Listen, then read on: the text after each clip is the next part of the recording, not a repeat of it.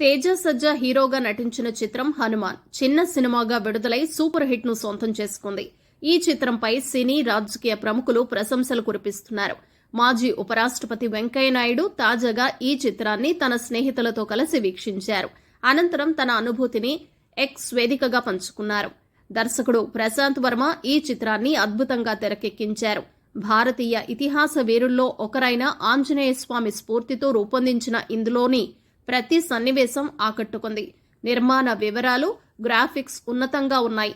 అందరూ చక్కగా నటించారు. చిత్ర బృందానికి అభినందనలు అంటూ హనుమాన్ టీంతో దిగిన ఫోటోను పంచుకున్నారు.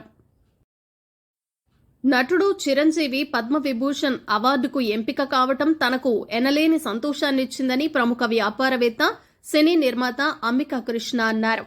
హైదరాబాద్లోని చిరంజీవి నివాసంలో సోమవారం కలిసి శుభాకాంక్షలు తెలిపారు.